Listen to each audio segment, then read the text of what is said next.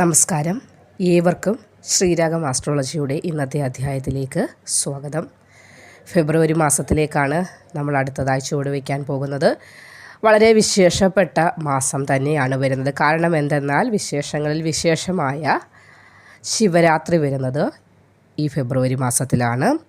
ശിവരാത്രിക്ക് ശേഷം ശനി, ബുധൻ എന്നീ ഗ്രഹങ്ങൾ വലിയ മാറ്റത്തിനായിട്ടാണ് ഒരുങ്ങുന്നത്. ഈ മാറ്റം നിമിത്തം രാജയോഗം തന്നെയാണ് രൂപം കൊള്ളുന്നത്.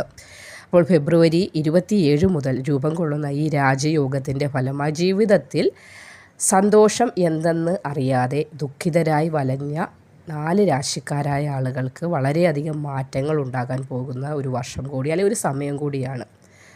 2025 മഹത്വപൂർണ്ണമായ വർഷം എല്ലാ മനുഷ്യരിലും, അതായത് 27 നക്ഷത്രക്കാർക്കും ഓരോ വിധത്തിലുള്ള ഭാഗ്യാനുഭവങ്ങളിലൂടെ കടന്നു പോകേണ്ടതായി വരുന്ന അവസ്ഥകൾ ധാരാളം വന്ന് ഭവിക്കുന്നു. കാരണം കഴിഞ്ഞ വർഷങ്ങളിൽ നമ്മൾ പഴിക്കാറുണ്ട്, ഒരു ഗുണങ്ങളുണ്ടായിട്ടില്ല, അല്ലെങ്കിൽ ദോഷങ്ങൾ മാത്രമാണ് ഭവിച്ചത്, ആഗ്രഹിച്ചതൊന്നും നേടാൻ കഴിഞ്ഞില്ല, ഉയർന്ന വിദ്യാഭ്യാസം ആഗ്രഹിച്ചു, അല്ലെങ്കിൽ ജോലി ആഗ്രഹിച്ചു, ഇതൊന്നും സിദ്ധിച്ചില്ല എന്ന് നമ്മൾ പല കാര്യങ്ങളും പഴി പറയും. ചിലതൊക്കെ നടന്നിട്ടുണ്ടാകും, എങ്കിലും നടന്ന കാര്യങ്ങളെക്കാൾ കൂടുതൽ നടക്കാത്ത കാര്യങ്ങളെ ഓർത്തായിരിക്കും നമ്മൾ വിതുമ്പുന്നത്, വിഷമിക്കുന്നത്.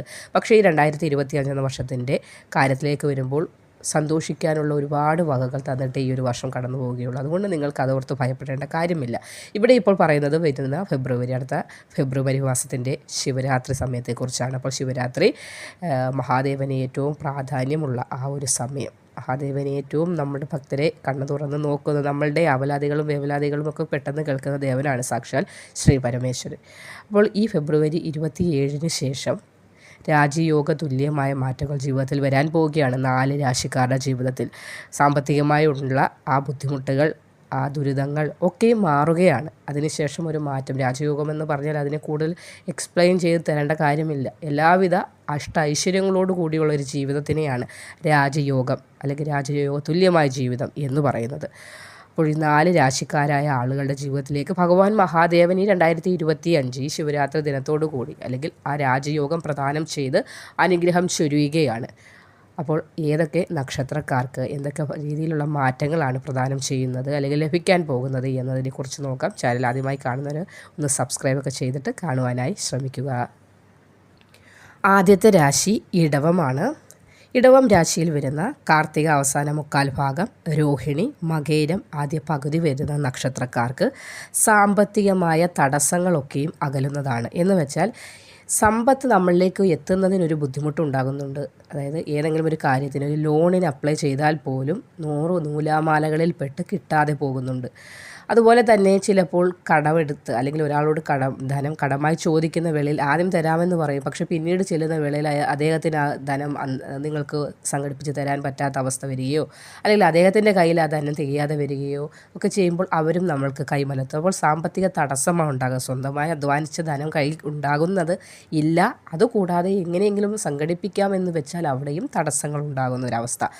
ആ അവസ്ഥയ്ക്കൊരു മാറ്റമാണ് വരാൻ പോകുന്നത് ഫെബ്രുവരി 27 ശേഷം. രാജയോഗ തുല്യമായ ജീവിതമെന്ന് പറയുന്നത് അപ്പോൾ സന്തോഷകരമായ, അല്ലെങ്കിൽ ദാമ്പത്യത്തിലുള്ള ബുദ്ധിമുട്ടുകൾ, കുടുംബത്തിലുണ്ടായ അസ്വസ്ഥത, ഇതൊക്കെ മാറി സാമ്പത്തികം നമ്മളുടെ കയ്യിലേക്ക് വരികയും അതോടൊപ്പം നമുക്ക് ആ സാമ്പത്തികം നല്ല രീതിയിൽ വിനിയോഗിക്കാനും മനസ്സമാധാനത്തോട് പോകാനും ഒക്കെ സാധിക്കുക എന്നതാണ് ഈ രാജയോഗത്തിൻ്റെ ഗുണകരമായ വശമായി പറയുന്നത്. അതുകൂടാതെ മക്കൾ നിമിത്തം നിങ്ങൾക്ക് വിദേശത്തേക്ക് പോകാനുള്ളൊരു ഭാഗ്യവും കാണുന്നുണ്ട്. ഏതൊരു മാതാപിതാക്കളുടെ ആഗ്രഹമാണ് മക്കൾ വിദേശത്തേക്ക് ജോലിക്കായി അയക്കുക, അല്ലെങ്കിൽ വിദ്യാഭ്യാസ കാര്യത്തിനായി അയക്കുക. അവരോടൊപ്പം പോകാൻ സാധിക്കുന്നത് സന്തോഷത്തിൻ്റെ കാര്യമാണ്.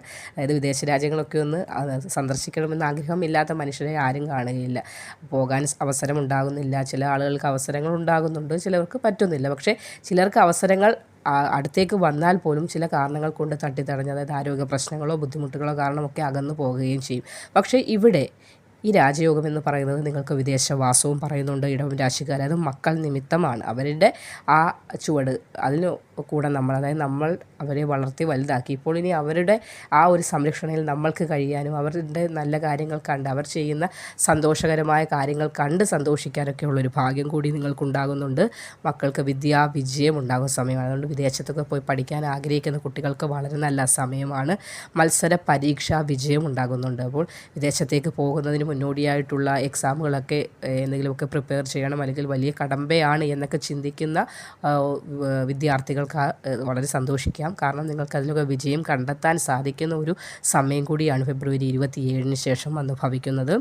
വിദേശ പഠനം നിങ്ങൾക്ക് ഈ ഒരു വേളയിൽ പറഞ്ഞിട്ടുള്ളതാണ്. അതിന് എന്തൊക്കെ തടസ്സം ഉണ്ടായിട്ടുണ്ട്, അല്ലെങ്കിൽ ഇവിടെ അതാണ് പറഞ്ഞത്, സാമ്പത്തിക തടസ്സം കാരണമാണ് നിങ്ങൾക്ക് ആ വിദേശത്തേക്ക് പോകാനുള്ള മുടക്കമുണ്ടായത്. ആ മുടക്കം ഇവിടെ മാറുകയും സമ്പത്ത് നിങ്ങളിലേക്ക് എത്തിക്കഴിഞ്ഞാൽ നിങ്ങൾക്ക് പോകുന്നതിന് യാതൊരു തടസ്സവും ഉണ്ടാകുന്നില്ല. കാരണം നിങ്ങൾക്ക് ഈ ഒരു സമയം വിദേശ പഠനം നിങ്ങളുടെ ആഗ്രഹം പോലെ പഠനം പൂർത്തീകരിക്കേണ്ട ഒരു സമയമാണ് ഫെബ്രുവരി 27 ശേഷം വന്നണയാൻ പോകുന്നത്.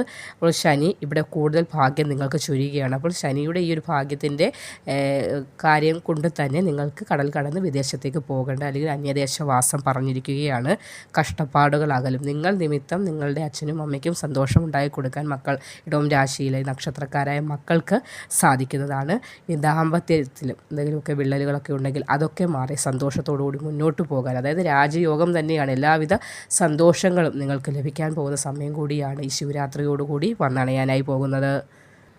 രണ്ടാമത്തെ രാശി മിഥുനമാണ്. മകയിരം രണ്ടാം പകുതി ഭാഗം, തിരുവാതിര, പുണർദം ആദ്യ മുക്കാൽ ഭാഗം വരുന്ന നക്ഷത്രക്കാർക്ക് സർവ്വ ഐശ്വര്യമാണ് ഫലം. സർവ്വ ഐശ്വര്യം എന്ന് പറഞ്ഞാൽ എല്ലാ മേഖലകളിലും നേട്ടം, സന്തോഷം, സമാധാനം, അഭിവൃദ്ധി, ആരോഗ്യ, സൗഖ്യം, ഇതൊക്കെയാണ് സർവ്വ ഐശ്വര്യം എന്ന് നമ്മൾ ഉദ്ദേശിക്കുന്നത്. ദുഃഖങ്ങൾ ഒഴിയുക, സമാധാനമായി ഒന്ന് ഉറങ്ങാൻ സാധിക്കും, ഒന്ന് ഉറങ്ങി ഉണരാൻ സാധിക്കും. ഇതൊക്കെയല്ലേ ഒരു ജീവിതത്തിൻ്റെ ഏറ്റവും മഹത്വം. അല്ലാതെ നിറയെ ധനം ഉണ്ടായിട്ടും സമാധാനത്തിൽ ഉറങ്ങാൻ കഴിയാത്ത ഒരുപാട് ആളുകളുണ്ടാകും. അപ്പോൾ അങ്ങനെയുള്ള ഈ ഒരു വേളയിൽ നിങ്ങൾക്ക് ചിലപ്പോൾ ധനം കുറവായിരിക്കുമെങ്കിൽ പോലും സമാധാനം വളരെയധികം ഉണ്ടാകുന്ന ഒരു വേളയാണ്. അതുപോലെ തന്നെ ധനവും കയ്യിലേക്ക് വരുന്ന ഒരു സമയമാണ്.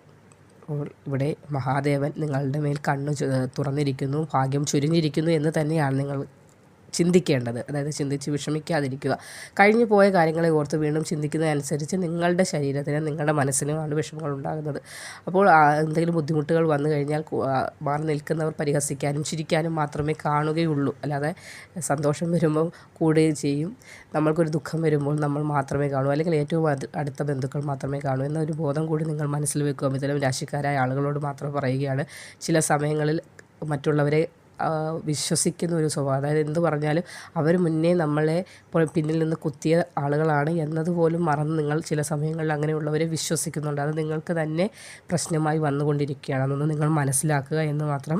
അതേപോലെ തന്നെ വീട് പണിയൊക്കെ തുടങ്ങാൻ ആഗ്രഹിക്കുന്നവരാണെങ്കിൽ ഈ ശിവരാത്രിക്ക് ശേഷം തുടങ്ങിക്കൊള്ളൂ. വളരെ നല്ല സമയമാണ്. നിങ്ങൾ കയ്യിൽ ധനമില്ല എന്ന് വിഷമിച്ചിരുന്നാൽ പോലും അറിയാതെ തന്നെ പണിയൊക്കെ നടന്നുകൊള്ളും. കാരണം ഭഗവാനാണ് കണ്ണു തുറക്കുന്നത്. പിന്നെ എന്താ വേണ്ടുന്നത്? അപ്പോൾ ജോലിയിലൊക്കെ പ്രവേശിക്കാനും സന്തോഷകരമായ ജീവിതത്തിനൊക്കെ വളരെ നല്ല സമയമാണിപ്പോൾ ഫെബ്രുവരി 27, അതായത് ഈ വരുന്ന ശിവരാത്രിയോടുകൂടി. അടുത്ത രാശി കന്നിയാണ്.